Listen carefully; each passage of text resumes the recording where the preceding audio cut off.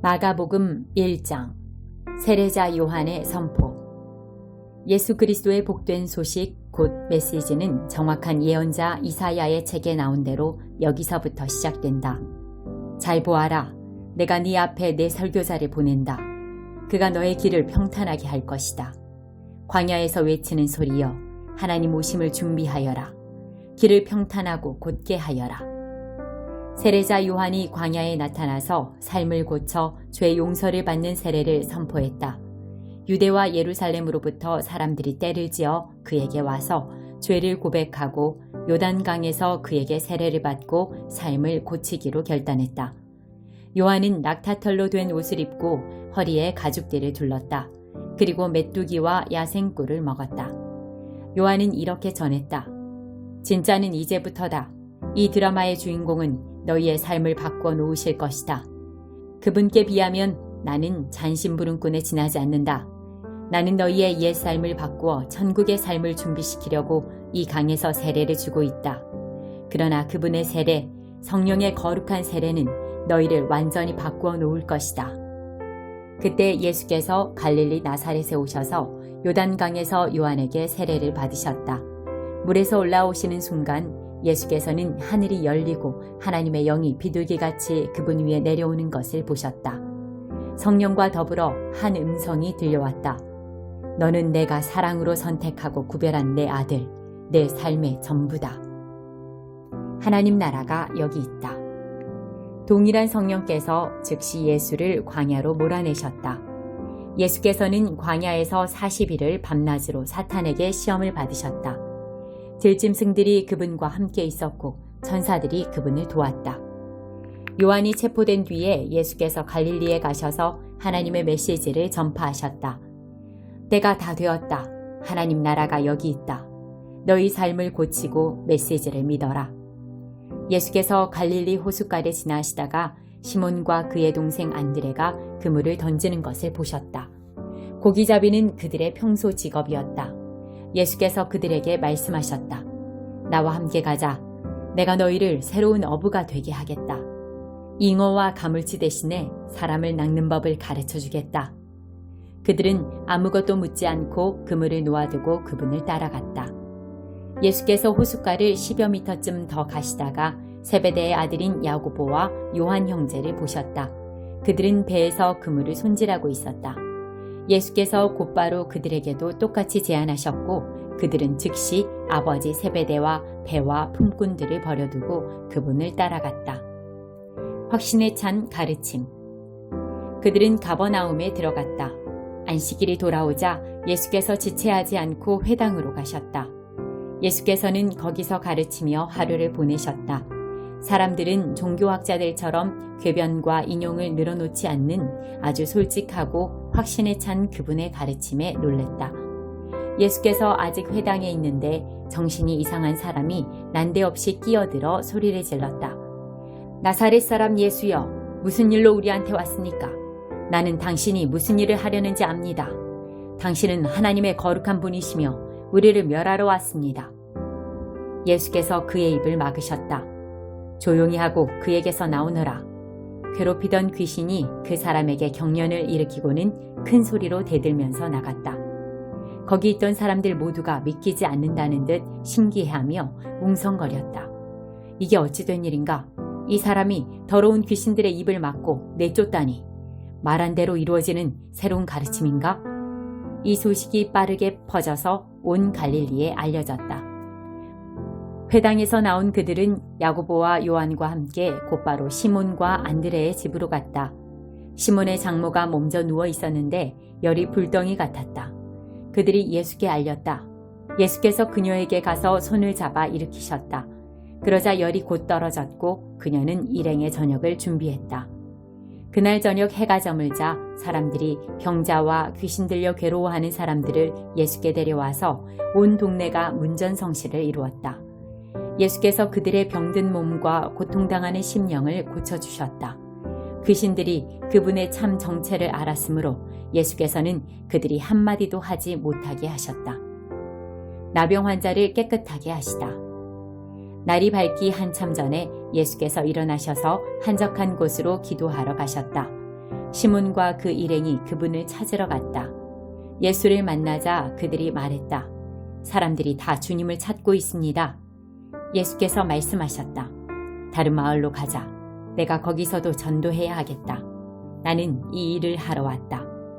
예수께서는 갈릴리 온 회당을 다니시며 전도하고 귀신을 쫓아내셨다. 한 나병 환자가 그분께 와서 무릎을 꿇고 간청했다. 원하시면 저를 깨끗하게 하실 수 있습니다. 못내 측은한 마음이 든 예수께서 손을 내밀어 그에게 대며 말씀하셨다. 내가 원한다. 깨끗하게 되어라. 그러자 그 즉시 나병이 깨끗이 사라졌고 그의 살갗은 보드랍고 온전해졌다. 예수께서 그를 보내시며 엄히 명하셨다. 누구에게도 아무 말 하지 마라. 깨끗하게 되었으니 모세가 정한 예물을 가지고 제사장에게 가서 너의 몸을 보여라. 그러면 네가 낳은 것이 사람들에게 입증될 것이다. 그러나 그 사람은 모퉁이를 돌아서자마자 만나는 사람마다 그 일을 이야기하여 온 동네에 소문을 퍼뜨렸다. 그래서 예수께서 더 이상 시내에 자유로이 드나들지 못하고 외딴 곳에 머무셨다. 그러나 사람들은 온 사방에서 그분을 2장 중풍병자를 고치시다. 며칠 후에 예수께서 가버나움에 돌아오시자 그분이 집에 계시다는 소문이 퍼졌다. 무리가 문 앞을 꽉 메워서 아무도 드나들 수 없었다. 예수께서는 말씀을 가르치고 계셨다.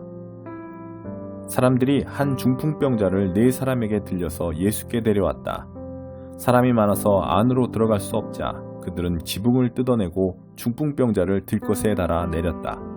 그들의 담대한 믿음에 감동하신 예수께서 중풍병자에게 말씀하셨다. 아들아, 내가 내 죄를 용서한다. 거기 앉아있던 몇몇 종교학자들이 자기들끼리 수군거리며 말했다. 저렇게 말하면 안 되지. 저것은 신성모독이다. 오직 하나님만이 죄를 용서하실 수 있다. 예수께서 그들의 생각을 곧바로 아시고 말씀하셨다. 너희는 어찌 그리 의심이 많으냐? 중풍병자에게 내가 내 죄를 용서한다고 말하는 것과 일어나 내 들것을 들고 걸어가라고 말하는 것 중에 어느 쪽이 더 쉽겠느냐? 내가 인자인 것과 내가 어느 쪽이든 행할 권한이 있다는 것을 분명히 보여주겠다. 그러고는 중풍병자를 바라보시며 이렇게 말씀하셨다. 일어나거라. 내 들것을 들고 집으로 돌아가거라. 그 사람은 그 말씀대로 일어나서 들것을 가지고 모두가 보는 앞에서 걸어나갔다. 사람들은 도무지 믿기지 않아 자신들의 눈을 비볐다. 그리고 나서 하나님을 찬송하며 말했다. 우리 평생에 이런 일은 처음 본다. 의사가 필요한 사람이 누구냐? 예수께서 다시 호숫가를 걸으셨다. 무리가 다시 그분께 왔고 예수께서는 그들을 가르치셨다. 예수께서 거니시다가 알페오의 아들 레위가 자기 일터에서 세금을 걷고 있는 것을 보셨다. 예수께서 말씀하셨다. 나와 함께 가자. 그는 따라갔다. 나중에 예수와 그 제자들이 평판이 좋지 않은 무리와 함께 집에서 저녁을 먹고 있었다. 보기에는 아닐 것 같지만 그들 가운데 적지 않은 사람들이 이미 그분을 따르고 있었다.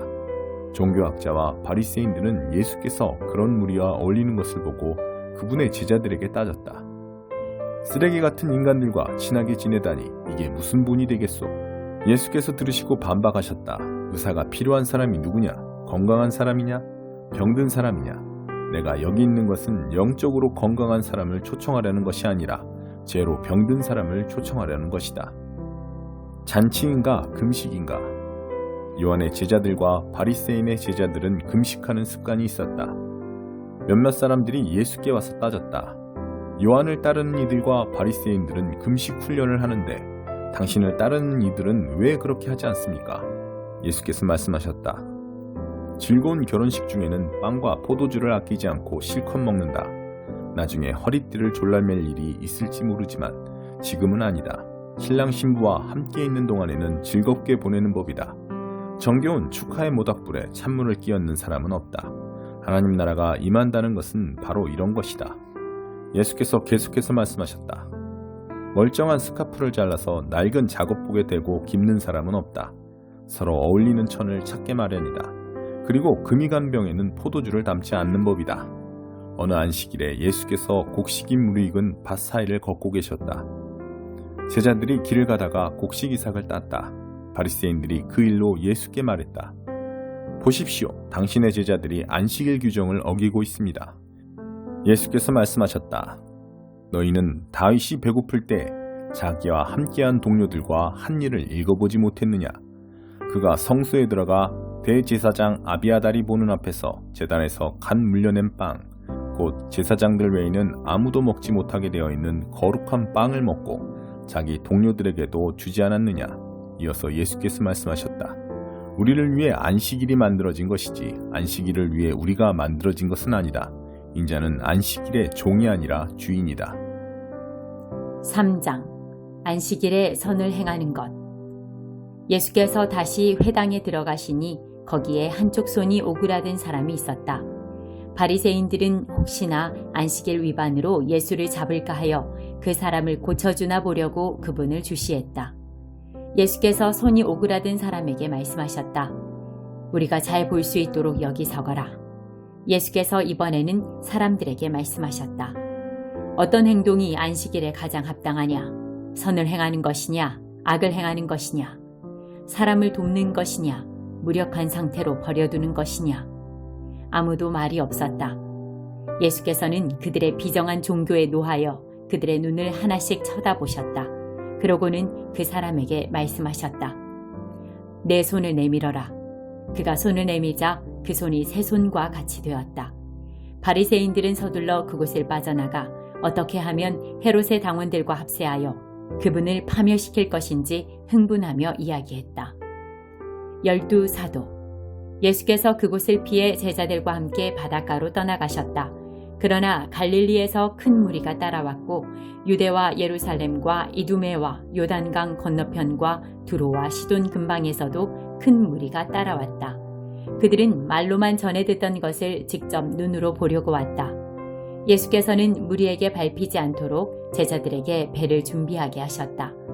예수께서 지금까지 많은 사람들을 고쳐주셨으므로 온전치 못한 사람은 서로 밀고 당기며 그분께 다가가서 그분을 만지려고 했다. 악한 귀신들이 그분을 알아보고는 엎드려 부르짖었다. 당신은 하나님의 아들입니다. 그러나 예수께서는 그 말을 받아들이지 않으셨다. 그들의 입을 다물게 하여 자신의 정체를 사람들에게 알리지 못하게 막으셨다. 예수께서 산에 올라가셔서 자신이 원하는 사람들을 초청하셨다. 그들이 함께 올라갔다. 예수께서 12명을 정하시고 그들을 사도로 임명하셨다. 그분의 계획은 그들로 자신과 함께 있게 하고 그들을 보내 말씀을 선포하게 하며 그들에게 귀신을 쫓아내는 권세를 주시려는 것이었다. 그 12명은 다음과 같다. 시몬, 나중에 예수께서 그에게 베드로 곧 바위라는 이름을 지어주셨다. 세베대의 아들 야고보, 야고보의 동생 요한. 예수께서 세베대의 두 아들에게는 천둥의 아들을 뜻하는 보아너게라는 별명을 붙여주셨다. 안드레, 빌립, 바돌로메, 마테, 도마, 알페오의 아들 야고보, 다데오, 가나안 사람 시몬, 가룟 유다, 그분을 배반한 자다. 성령을 모독하는 죄. 예수께서 집에 오시자 여느 때처럼 무리가 모여들었다. 예수께 이것저것 해달라고 청하는 사람들이 많아서 그분은 식사할 겨를조차 없었다. 예수의 친구들이 상황을 듣고서 필요하다면 억지로라도 그분을 구해내려고 왔다. 그들은 그분이 제정신을 잃어가는 것은 아닌지 의심했다. 예루살렘에서 종교학자들이 내려와서 예수가 마술을 부리고 마귀의 속임수를 써서 그 능력으로 사람들의 이목을 끌고 있다는 소문을 퍼뜨렸다. 예수께서 그들의 비방에 이런 이야기로 맞섰다. 마귀를 보내 마귀를 잡고 사탄을 이용해 사탄을 없앤다는 것이 말이 되느냐? 늘 싸움질하는 가정은 무너지게 마련이다. 사탄이 사탄과 싸우고 있다면 사탄은 이내 남아나지 못할 것이다. 환한 대낮에 시퍼렇게 눈을 뜬 건장한 사내의 집에 들어가서 그 살림을 가지고 달아나려면 먼저 그 사람을 묶어야 하지 않겠느냐? 그를 묶으면 집을 깨끗이 털 수 있다. 잘 들어라. 내가 너희에게 경고한다. 용서받지 못할 말이나 행동은 없다. 그러나 너희가 하나님의 성령을 끝까지 비방하면 너희를 용서하시는 바로 그분을 물리치는 것이 된다. 그것은 너희 자신이 걸터 앉은 나뭇가지를 톱으로 잘라내는 것이며 용서하시는 그분과의 모든 관계를 너희 자신의 사악함으로 끊어버리는 것이다. 예수께서 이렇게 경고하신 것은 그들이 그분을 악한 자와 한패로 몰았기 때문이다. 순종이 피보다 진하다. 그때 예수의 어머니와 동생들이 나타났다. 그들은 밖에 서서 그분과 잠시 할 말이 있다는 전가를 보냈다. 예수께서 그 전가를 받을 때에 무리에 둘러싸여 있었다. 선생님의 어머니와 동생들이 밖에서 찾고 있습니다. 예수께서 대답하셨다. 내 어머니와 형제들이 누구라고 생각하느냐? 그러고는 둘러앉은 사람들을 일일이 쳐다보며 말씀하셨다. 내 어머니와 형제들이 여기 바로 너희 앞에 있다. 순종이 피보다 진하다. 하나님의 뜻에 순종하는 사람이 내 형제요, 자매요, 어머니다.